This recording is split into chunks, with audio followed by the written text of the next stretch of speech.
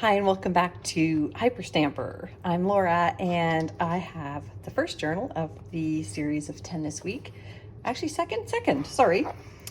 This is kind of an interesting one. It's not a masculine journal because it does have lace and things in it, but there's no frills on the outside. I made this one with an antique drawer pull that I've attached here, and it is just wonderful and versatile, and I think just classic lines on that one.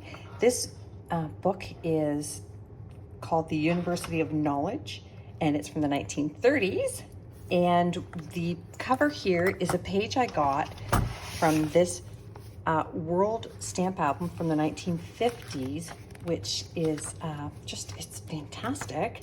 And I pulled a page that had lots of good stamps on it, and I've attached them here. Now, the original owner of this stamp album used the stamp hinges that they would have used. Often the stamps matched, like this one here, the image under it, and sometimes they left blank spaces for you to put extras in. I have left some of them so that you can flip them up, but the owner of this journal can certainly adhere them down so they don't accidentally come off, or you can ask me to do that before I send it out to you. So let's take a look inside this fantastic little stamp album journal. This is a vintage wildflower page from an English wildflower book, and I made this page out of a vintage French lesson book. And it's still got the students' pencil marks in there, which I think is kind of fun. A little cluster here from antique paper and fabric, and a 1926 ledger page. So lots of space there for you to write on. I'll flip this over. It's got the original inside pages here too, which is lovely illustrations of hardworking people in the universe of knowledge. And here we have the original first pages. I always try to keep them in whenever possible. And we've got the date here, 1938, and an acknowledgement here on the author. So let's start over here. I made this little page here out of a vintage French to English, French dictionary page, and some vintage pattern paper and crochet piece. And this wonderful 1933 photograph, and it's on top of its original page that came out of an antique photo album. But look at this wonderful image of a mother and her two daughters. It's so pretty. I love it. One of the girls is Joan. Oh, and that's their grandma, not their mom, their grandma, sorry. Just a nice little piece of lace here, and a little stamp I did on my tea-dyed paper of the Eiffel Tower. Not the Eiffel Tower, the Empire State Building. Sorry about that. Okay, you know that all of the paper in here is authentic, antique, and vintage ephemera, except for my tea-dyed pages. And that just gives you extra space to journal on. Look at this wonderful pocket I made out of an antique book page.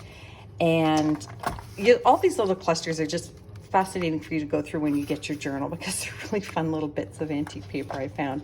But this is an antique Munderlau and Company Limited watchman's dial face, and that would have been used for guards, night guards, and it was a special watch that kept time of their sleeping habits and their shifts. Pretty cool. This came out of an old page advertisements here, and that was from the Billboard 1928 Billboard magazine, all about vaudeville and the shows and theater of the early roaring 20s. And I want to just show you the full cover there of the Theater Arts magazine page here from October of 1946. And then this is just an antique book page, full color illustration on the journey to the far north. And I just did it on a hinge here so that you could journal on the back and maybe do your collages or whatever you like on the front there. And just a wonderful little image here. Isn't that pretty? From a children's book. And it's a very hard page as well. Now this is from a 1926 here ledger, and I love the ledger pages. And this is from the 1915 Girls Own Annual. Look at the wonderful images here and on the other side. So these what I believe would have been undergarments. Here's the book I got those from 1915. Isn't that wonderful? I love it. it's so much fun to look at the fashions from 15 years ago, 110 years ago. More clusters here with interior spines and texture and just lots of different things going on. In this pocket here, I've got a receipt from the R.H. Davis & Company. Paper boxes, blank books, and job printers. How cool is that? Because that's exactly what I search for in my ephemera searches. And that's from 1936. That's kind of fun, isn't it? So the lucky owner of this journal gets that wonderful piece. And just the flip side of all those, I made a little tag here out of antique papers and vintage pattern tissue, and stamped some more images on here. And this is a very old book page, actually, from it's a spin-off from Little Women. And I made this pocket here out of a vintage doily and made this little mini booklet here out of some of my scraps of antique paper and this wonderful children's book image. Isn't that fun? With a rainbow. I think it's one of the prettiest book covers I have. And here's a wonderful page from the 1950s from a magazine. This is a funny, it's a really funny advertisement. Never fear, mother dear. It's about non-shrink yarn. So I don't understand the story of the picture, but I find it very funny. And then some adorable knit patterns here on the back. Isn't that fun? And I made the belly band here out of the interior spine, signature spine, and it is mounted on a vintage atlas page. Another children's image here, which is quite beautiful, and a page here that's an antique pocket page and a vintage receipt. This is from the 1938 Paris, France Almanac, and that's November.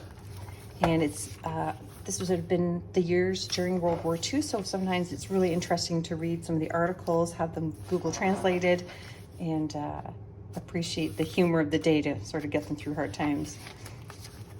Another children's book page here, and over here I just made a little pocket out of a vintage English garden book here, and then in here is a scrapbook page from the early 1900s. It's too brittle to do anything with except just sort of tuck it in a pocket. Just have a little magnet clasp on there. That's just a modern trinket. Some lace, you can vintage under, or journal under the lace, and a vintage receipt there as well. And I left this open in case you just want it to be pretty, or you can also just run a line of glue down here and tuck it in to make another pocket. A little cluster here for more of those antique stamps from that stamp book I just showed you. And a pocket here that has this wonderful antique postcard from December 27, 1904 from England. Isn't it wonderful? There's the date there. And this was being sent to Miss Wells in Middlesex, London, or Middlesex, England. Isn't that wonderful? And I call this a sweetheart pocket because it's got sort of that sweetheart cut there. A little cluster, and back here is a page from a vintage book with an illustration for you to journal in the back of. And that's all mounted on top of 1945 dictionary page, a 1950s bingo card. And I made another tag here in this pocket using some antique ephemera and a little page from a title of a book called The People's Best. Isn't that fun? It's just another antique book page. And this came from a gorgeous Polish embroidery book from the 1950s. There was a few color plates in there, and this is one of them, and I think it is spectacular. The colors are to die for. And this is just a piece of vintage or antique, I don't know, fabric that was on a chair that was pulled off. And underneath I just put a Pearl Shop receipt for you to journal on. Just for some texture. And this came from the American Garden antique book, American Garden. Just another wonderful dictionary page here with a piano key on it called the octave. I love that. I love all things piano and music. And this is a British piece here from 1921, this music sheet, 1921 down here. This is from a vintage children's craft book. And this is an original book jacket from a vintage book. Not this one, but another one. I keep all my jackets. And this is a vintage card, and the cover, sorry, just flopped off me, is really quite pretty. It's still got its gold on there. I love it. And the moon is down. Isn't that pretty? And then over here I just put an antique book page that I got in there to make a little more space for journaling. You can tuck more things in here if you have things that you've collected and want to store them away. And little children's book page image there that I tucked up on top. That brings us to the back. So I hope you liked this special one. If somebody wanted this but wanted lace or crochet added to the edges to fluff it up a bit, I'm happy to do that. You could just ask me that request in the when you check out on Etsy at etsy.com/shop/hyperstamper with a capital H.